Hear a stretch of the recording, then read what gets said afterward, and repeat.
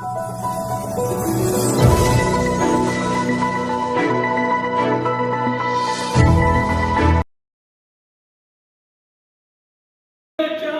की दूरी का अंदाजा लगाना मुश्किल था।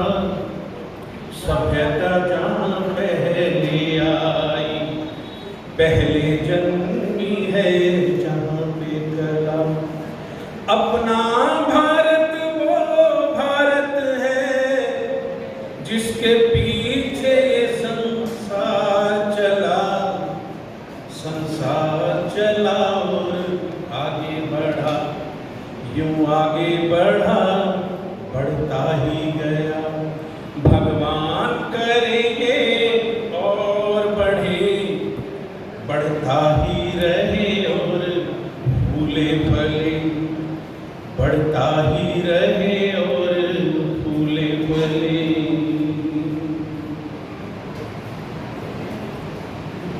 ममता नदियों को भी जहाँ माता कह के बुलाते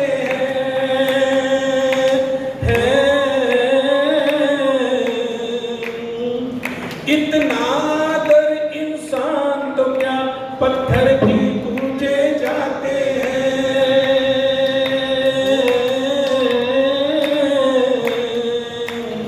इस धरती पे मैंने जन्म लिया, इस धरती पे मैंने जन्म लिया। ये सोच के मैं इतराता हूँ, भारत का रहने वाला हूँ, भारत की बात सुनाता हूँ, है प्रिय जहाँ की सदा। आजादी की भरहुंकारी आज हमें देखने में जो आता है, आपने हमने पहले भी श्रवण किया कि वास्तव में स्वार्थ। हरीश अरोड़ा जी, वेद विरमानी जी, आहूजा जी, दिलीप लाइवुड, वासुदेव आहूजा जी, हमारे आज के सम्मानित मुख्य अतिथि डॉक्टर किशन लाल जी बेटा। हिंदू है या मुसलमान? मुसलमान। मुसलमान है तो पहले कलमा पढ़ के दिखा। भैया क्या हुआ, क्यों पूछ रहे हो? हिंदू है या मुसलमान? हिंदू। मुसलमान अलग हो जाओ, हिंदू अलग हो जाओ। पापा हम इस साल कश्मीर घूमने जाएंगे ना? ओ वीर मेरी तू हंसती रहे, तेरी आंख घड़ी भर नन्हा हो। ये आदमी मुस्लिम नहीं है। कभी उसका उजाला कम ना हो।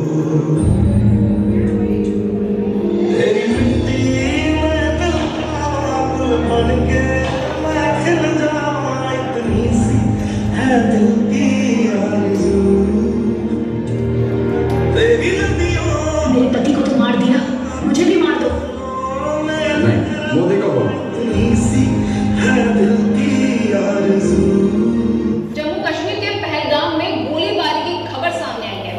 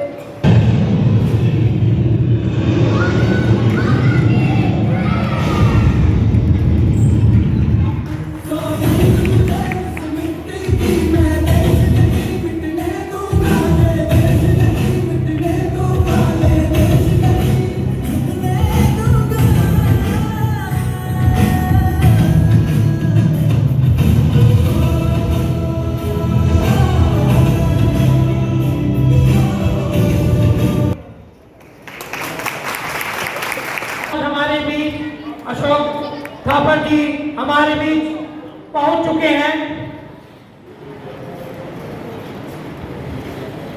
खुली हवा के अंदर ये उनकी शहादत, उनकी कुर्बानी के हम जो फल हैं आज याद कर रहे हैं। उनके परिवार से भी हमारे बीच में यहाँ पहुँचे सभी आगे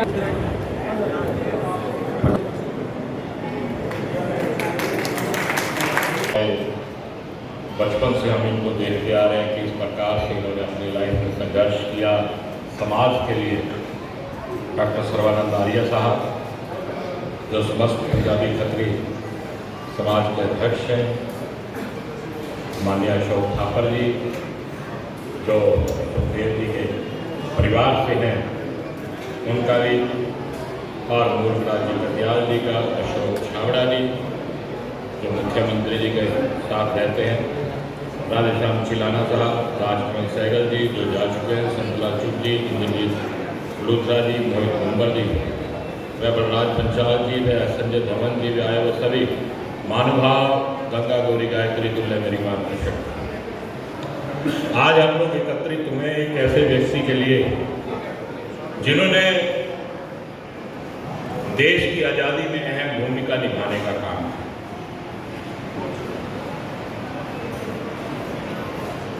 भगत सिंह जी के साथ रहे सुखदेव थापर जी, जिनका जन्म 15 मई 1907 को हुआ और अंग्रेजों के द्वारा उनको फांसी दे दी गई। भगत सिंह जी, सुखदेव जी, आज हम जिनकी बदौलत या खुली हवा में सांस ले रहे हैं, जिन्होंने भारत को आजाद कराने में अपनी अहम भूमिका निभाने का काम किया, हम लोगों को उन्हें हमेशा याद रखना चाहिए। ये चीज हमें कहीं सीखनी चाहिए तो इजराइल से सीखनी चाहिए। इजराइल में प्रत्येक उस बच्चे को जो लगभग 5-6 वर्ष का हो जाता है, उन्हें ऐसे स्थान पर ले जाया जाता है, ऐसे म्यूजियम में ले जाया जाता है जहां पर उन शहीदों के बारे में पूरी की पूरी जीवनी लिखी हुई है। आज हम कहते हैं कि चारों तरफ से मुस्लिम देशों से घिरे होने के बावजूद भी इजराइल अपने आप को मजबूत समझता है। उसका सबसे बड़ा कारण यह है कि बच्चे बच्चे के अंदर देशभक्ति की भावना को पैदा किया। यह सबसे बड़ी बात है और हमें भी इस भावना को जगाना चाहिए। आज आप देश के हालात देख रहे हैं कि किस प्रकार से हमारे ही देश के कुछ जयचंद जो आज भी सबूत मांगने का काम कर रहे हैं मिशन सिंदूर को लेकर। हमारे देश के प्रधानमंत्री जब सऊदी अरब का दौरा बीच में छोड़कर आए तो मैं कहता हूं उस व्यक्ति के मन में इतनी हलचल रही होगी जब तक वो हिंदुस्तान नहीं पहुंचे कि मुझे क्या करना चाहिए। उन्होंने यहां से एयरपोर्ट में सलाह की, बातचीत की, उसके बाद इस मिशन को अंजाम देने के बारे में सोचने का काम। आज हम देख सकते हैं कि किस प्रकार से हमारे देश की टेक्निक ने या बैठे बिठाए पाकिस्तान के अंदर उग्रवादियों को ठिकाने को नेस्ते नाबूद करने का काम किया। लेकिन फिर भी कुछ हमारे ही जयचंद जो कि आज भी उस बात का सबूत मांगने का काम। शर्म आनी चाहिए उन लोगों को कि पाकिस्तान के एक साधारण नागरिक ने भी अपने देश पर सवाल नहीं उठाया और हमारे लोग हमारे ही देश पर इस मिशन पर सवाल उठाने का काम कर रहे हैं। यही बात मैं आप लोगों को कहना चाहता हूं कि बच्चों के अंदर जज्बा पैदा कीजिए, बच्चों के अंदर देशभक्ति पैदा कीजिए, अपने देश पे कोई सवाल ना पैदा। आज ही हमारे कुछ हरियाणा की एक बच्ची और कुछ लोग पकड़े गए जो इंफॉर्मेशन पाकिस्तान को देते थे। वो किस लालच में देते थे वो लोग वही जाने, लेकिन कहीं ना कहीं उनके दिमाग में अपने देश को लेके वो जज्बा नहीं रहा। मैं सरकार से भी निवेदन करूंगा कि उनको सख्त से सख्त उनके खिलाफ कार्रवाई होनी चाहिए, क्योंकि ये जज्बा अगर प्रत्येक व्यक्ति में अपने देश को लेकर जज्बा होता तो ऐसे सवाल पैदा ही नहीं हो सकते। सुनना चाहता था, शायद उन्होंने अपने तरीके से कही, अच्छी कही, तो वो बातें जो मैं बताऊंगा आपको सुखदेव थापर के बारे में, शायद अशोक जी को भी ना पता हो तो बहुत अच्छी बात है, ना पता हो तो आज सुन जाइए कि इतिहास क्या बोलता है। सुखदेव थापर के बारे में इतिहास में क्या लिखा है, और वो इतिहास यदि हम सब जान जाएं तो हमें ये कहना ही ना पड़े किसी स्टेशन का नाम सुखदेव थापर के नाम पे रखो, किसी स्थान का नाम रखो। यार इनकी डिमांड बहुत ठीक है, ये हमें करना चाहिए। शहीद के परिवार के लोग हैं। अब मैं उन बातों की बात करूंगा, मैं 2-3 बातें करूंगा। मैं वैसे हवाई बातें नहीं करता कभी भी, ऐतिहासिक बात तथ्य के आधार पर। बीबीसी की डॉक्यूमेंट्री मैंने देखी और किताबें भी पढ़ी, बटुकेश्वर दत्त की भी किताब पढ़ी। सुखदेव थापर, इन्होंने बताया उम्र में थोड़े से बड़े थे भगत सिंह से, सारे 22 और 23 के बीच में। तीनों शहीद छोटी उम्र के थे। हिंदुस्तान रिवॉल्यूशनरी पार्टी थी इनके, पार्टी का नाम। और जब सैंडर्स ने लाठियां बरसाई तो लाला लाजपत राय शहीद हुए।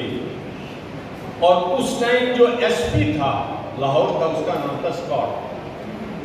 और ये तय हुआ कि स्कॉट को मारना। परंतु आप जानते हैं कि सारी कार्य प्रणाली, एक बात इन्होंने बहुत अच्छी बताई है, वो बिल्कुल सच्ची बात है, कि जो क्रांतिकारियों की गतिविधि थी, क्या करना, वो तय सुखदेव जी करते थे। सुखदेव ज्यादा चुप रहते थे, ज्यादा बोलते नहीं। उन्होंने कहा हमें इसको स्कॉट को नहीं मारेंगे, हम मारेंगे सैंडर्स को। तो उन्होंने कहा, बाकी 2 जो साथी थे भगत सिंह और राजगुरु, उन्होंने कहा कि आप ये कैसे कह सकते हैं। आजाद भी था इनके साथ, परंतु आजाद इस ऑपरेशन में शामिल नहीं हुए। तो उनका देखिए, लोगों ने सैंडर्स को लाठी मारते हुए देखा। स्कॉट तो ऑर्डर देने वाला था पीछे, पुलिस कमिश्नर। यदि हम सैंडर्स को मारते हैं तो ये पंजाब की धरती है, यहाँ कोई लाठी नीचे मारी जाती है तो उतनी जोर से लाठी पीछे जाती है। ये वो धरती है पंजाब की, यहाँ पर वो प्रभाव पड़ेगा जो आप चाहते हैं। क्रांति की ज्वाला पूरे देश में जाए। श्री संध्या जी जो